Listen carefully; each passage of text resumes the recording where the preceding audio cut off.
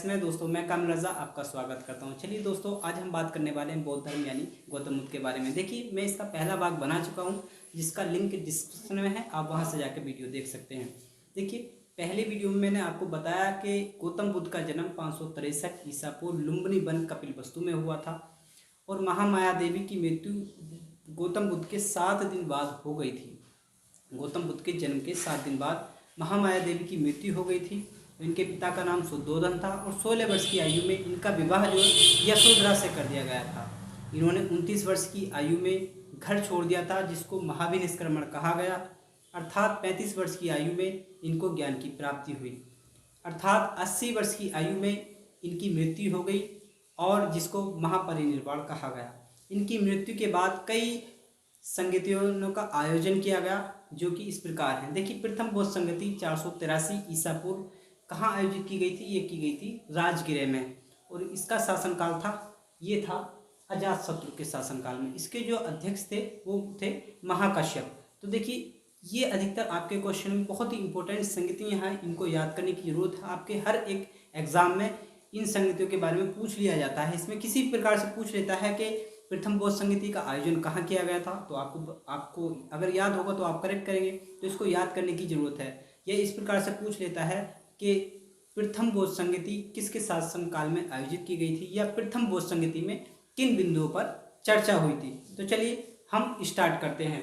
देखिए, प्रथम बौद्ध संगति का आयोजन 483 ईसा पूर्व राजगृह में हुआ था और इसके जो अध्यक्ष थे वो महाकश्यप थे। इसके अध्यक्ष कौन थे?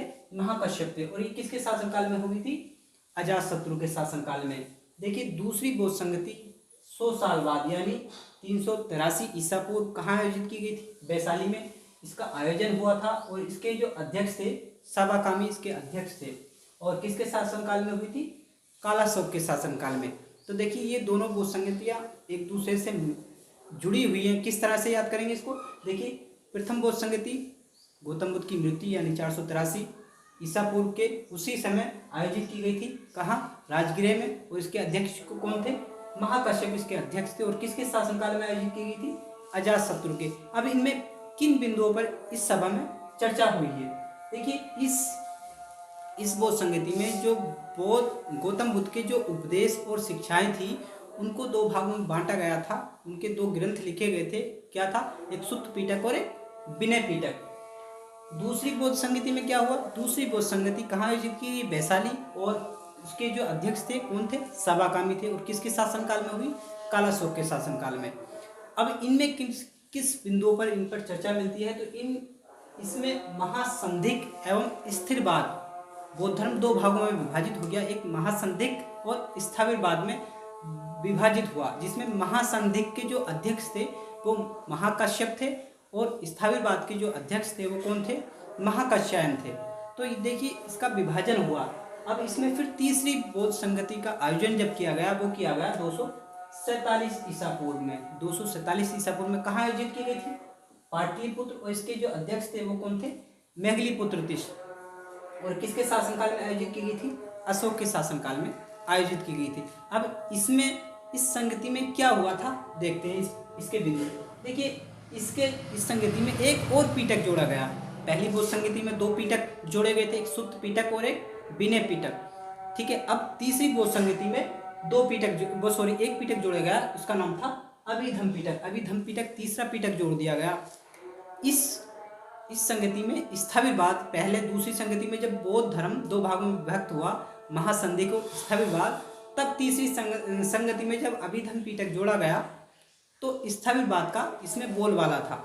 फिर उसके बाद 102 ईसा पूर्व यानी ईस्वी की प्रथम शताब्दी में जब तीसरी बौद्ध संगति आयोजित की गई कुंडलवन कश्मीर में, और वसुमित्र इसके अध्यक्ष थे और अश्वघोष इसमें उपाध्यक्ष बने, और ये कनिष्क के शासनकाल में हुई। तब बौद्ध धर्म बिल्कुल 2 भागों में विभक्त हो गया, विभाजित हो गया। इन्होंने अपना बंटवारा कर लिया, वो हीनयान और महायान में यह विभाजित हो गया। देखिए, इसको आपको प्यार से याद करने की जरूरत पड़ेगी कि जैसे प्रथम बौद्ध संगति कब हुई थी? 483 ईसा पूर्व। दूसरी कब हुई थी? 383 ईसा पूर्व। और तीसरी कब हुई थी? 247 ईसा पूर्व। और चौथी कब हुई थी? 102 यानी ईस्वी की प्रथम शताब्दी में। अब इसके अध्यक्ष पूछ लिया जाता है, तो अध्यक्ष आप किस तरह से याद करेंगे? प्रथम बौद्ध संगति के अध्यक्ष कौन थे? महाकश्यप थे। और दूसरी के कौन थे? सवाकामी थे। और तीसरी के कौन थे? मेघलीपुत्तिस थे। और चौथी के कौन थे? वसुमित्र। और इसके उपाध्यक्ष थे एक अश्वघोष। अब इस तरह से इसके कहाँ पर आयोजित की गई थी, ये याद करना बहुत जरूरी है। तो देखिए, राजगृह, वैशाली, पाटलिपुत्र और कुंडलवन।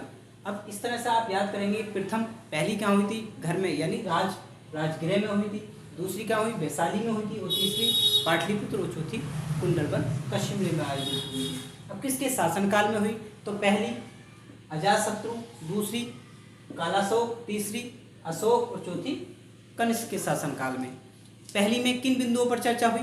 पहली में बुद्ध के जो उपदेश थे, जो नियम थे, उनको दो भागों में, मतलब ग्रंथों में विभक्त किया गया, यानी दो पीटकों की रचना हुई थी। कौन पीटक थे वो? एक सूत्र पीटक और एक विनय पीटक की इसमें रचना हुई प्रथम बौद्ध संगति में। दूसरी में इनके दो संघ बने, एक महासंधिक और एक स्थाविरवाद। महासंधिक वह थे जो कि बदलाव चाहते थे, और स्थाविरवाद वो थे जो कि गौतम बुद्ध की जो नीतियाँ थीं, जो नियम थे, उन पर ही, उनके अनुसार ही चलना चाहते थे, वह कोई बदलाव नहीं चाहते थे। तीसरी बौद्ध संगति कब आयोजित की गई? 247 में। और इसमें जो इसमें जो चर्चा हुई, तो इसमें एक और पीटक जोड़ दिया, तीसरा पीटक अभिधम पीटक, जो कि स्थविरवाद के अनुसार था और यहाँ पर स्थविरवाद का बोलबाला था। ईस्वी की प्रथम शताब्दी में जब चौथी बौद्ध संगति का आयोजन हुआ, तब हीनयान और महायान जो है दो भागों में विभाजित हो गया। इसमें एक और आता है, पांचवी बौद्ध संगति कहाँ आयोजित की गई थी या कब आयोजित की गई थी? तो देखिए, पांचवी बौद्ध संगति जो है 1871 में आयोजित हुई थी। और छठी जो बौद्ध संगति आयोजित हुई थी वो 1954 में बर्मा में आयोजित हुई थी, और यू नू का शासनकाल था। चलिए, ये बहुत अलग की बात है। अब हम देखते हैं कि हीनयान और महायान में क्या डिफरेंट है, क्या अंतर देखने को मिलता है। हीनयान वह संप्रदाय बना जो कि गौतम बुद्ध के अनुसार अपना जीवन व्यतीत या उनके नियम और उपदेशों पर ही विश्वास रखते थे, वो कोई बदलाव नहीं चाहते थे। महायान में क्या था? महायान एक आधुनिक क्रांति को देखते हुए इसमें बदलाव चाहते थे। हीनयान और महायान में क्या क्या अंतर देखने को मिले? देखिए, हीनयान के अनुसार गौतम बुद्ध एक महापुरुष थे, क्योंकि हीनयान जो है गौतम बुद्ध के उपदेश और नियमों के अनुसार चले, जबकि महायान आधुनिक क्रांति को देखते हुए इन्होंने अपने कुछ चेंजेज, कुछ बदलाव किए। जबकि हीनयान कहता है कि गौतम बुद्ध एक महापुरुष थे, क्योंकि खुद गौतम बुद्ध ने कहा कि मैं कोई देवता नहीं हूँ, और वह ईश्वर की सत्ता को भी उन्होंने स्वीकार नहीं किया था। तो गौतम बुद्ध एक महापुरुष थे हीनयान संप्रदाय द्वारा। दूसरी बात इन्होंने कही, ये व्यक्तिवादी धर्म था, क्योंकि वो मानवता पर विश्वास रखते थे, ईश्वर पर उनका कोई विश्वास नहीं था। और वह कहते थे कि सभी अपने अपने प्रयत्नों से क्या है, मोक्ष प्राप्त करना चाहिए। जबकि इसमें गौतम बुद्ध एक देवता के रूप में स्वीकारे गए। इन्होंने गौतम बुद्ध को एक देवता की संज्ञा दी, जबकि इन्होंने कहा कि परोपकार पर बल दिया और सभी मानव जाति का कल्याण हुआ। जबकि हीनयान संप्रदाय में मूर्ति पूजा के विरोधी और भक्ति के विरोधी बने, जबकि महायान संप्रदाय में गौतम बुद्ध की मूर्ति बनाई, और यहीं से ही गंधार शैली का विकास हुआ। तभी बौद्ध धर्म, गंधार शैली को बौद्ध धर्म से इसलिए जोड़ कर देखा जाता है क्योंकि गौतम बुद्ध की जो प्रथम मूर्ति बनाई गई थी गंधार शैली में, वो महायान संप्रदाय ने बनाई थी, और इन्होंने ही पहली बार मूर्ति बनाई थी और मूर्ति पूजा स्टार्ट कर दी थी। जबकि हीनयान संप्रदाय द्वारा इनकी जो साधना पद्धति थी वो बहुत अधिक कठोर थी, जो कि उपासकों के लिए बहुत अधिक कष्ट होता था बौद्ध धर्म में आने के लिए, जबकि भिक्षुओं के लिए बहुत आसान थी, क्योंकि उनको गौतम बुद्ध के अनुसार ही अपना जीवन व्यतीत करना पड़ता था, उनके नियमों के अनुसार ही।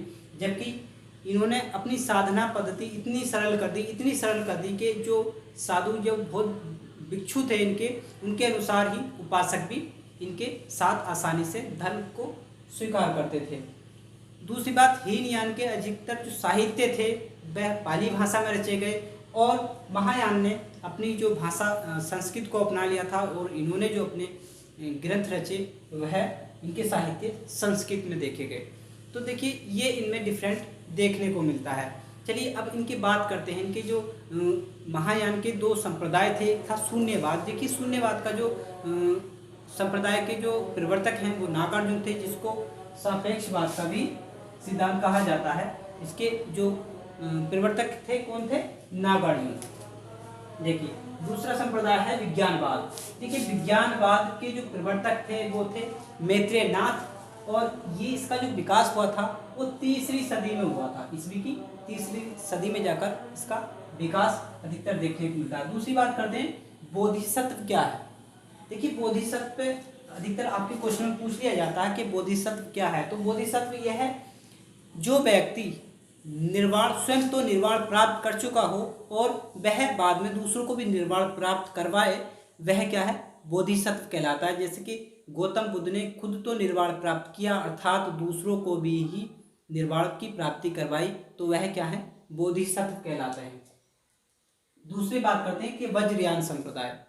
देखिए वज्रयान, इस संप्रदाय में तंत्र मंत्र जादू टोना का उल्लेख मिला, और ये संप्रदाय ने इस चीज़ का विकास किया, और इसका विकास होते होते 8वीं सदी में इसका विकास हुआ, और यही बौद्ध धर्म के पतन का एक प्रथम कारण बना।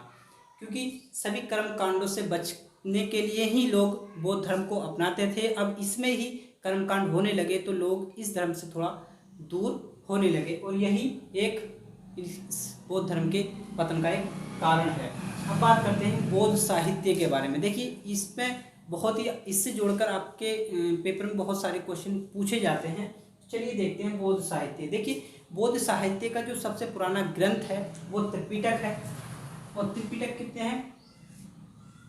सुत्त पिटक, विनय पिटक और अभिधम्म पिटक। तो बात करते हैं सुत्त पिटक के बारे में। देखिए सुत्त पिटक में क्या है? सुत्त पिटक में बुद्ध के विचारों और उनके उपदेशों की रचना की गई है। ठीक है, उनकी रचना की गई है, जो कि प्रथम बौद्ध संगति में इसकी स्थापना की गई थी। और प्रथम बौद्ध संगति कब आयोजित की गई थी? 483 ईसा पूर्व में। ठीक है, दूसरा जो साहित्य है, इनका जो ग्रंथ है वह है एक विनय पिटक। विनय पिटक में क्या है? विनय पिटक में जो साधु रहते हैं बौद्ध धर्म में, उनको किस नियम अनुसार रहना है बौद्ध धर्म में, तो उनके नियम अनुशासनों की इसमें चर्चा मिलती है। बौद्ध भिक्षुओं के लिए जो अनुशासन है वो किस में दिया गया है? विनय पिटक में। और ये आपसे पूछ लिया जाता है, आपके एग्जाम में आ जाता है कि बौद्ध धर्म में साधुओं के जो नियम अनुसार जो ग्रंथ है वह कौन सा है? तो वह है विनय पिटक। या विनय पिटक में किसका उल्लेख किया गया है? तो वह बौद्ध भिक्षु और साधुओं के नियम को उल्लेखित किया गया है। अब बात करते हैं तीसरा अभिधम्म पिटक, जो कि कौन सी संगति में जोड़ा गया था? 3वीं बौद्ध संगति में, और 3वीं बौद्ध संगति हुई थी 247 ईसा पूर्व में। ठीक है, तो यह तीसरा अभिधम्म पिटक जोड़ा गया था। और इस अभिधम्म पिटक में क्या हुआ था? जो सुत्त पिटक की जो उपदेश थे गौतम बुद्ध के, वह उनके उपदेशों, उन नियमों का इसमें क्या की गई थी? व्याख्या की गई थी। बुद्ध के जो उपदेश, जो नियम थे, उनकी व्याख्या किस में की गई थी? अभिधम्म पिटक में। अभिधम्म पिटक तीसरा जो बौद्ध संगति हुई थी उसमें अभिधम्म पिटक को जोड़ा गया था। देखिए एक इम्पोर्टेंट है ये मिलिंद-पन्हो। देखिए मिलिंद-पन्हो ये ईस्वी की 2री शताब्दी में इसकी स्थापना हुई थी। और इसमें क्या है कि इसमें एक यूनानी शासक था मिनांडर की नागसेन से जो बातचीत हुई थी बुद्ध के उपदेशों और नियमों को लेकर, उसकी इस ग्रंथ में चर्चा मिलती है। तो इसमें क्वेश्चन आपको इस प्रकार से पूछ लिया जाता है कि मिलिंद-पन्हो में किस चीज़ का वर्णन मिलता है? तो उसमें क्या, किस चीज़ का वर्णन मिलता है? बौद्ध धर्म के बारे में चर्चा मिलती है। ठीक है, अब बात करते हैं जातक।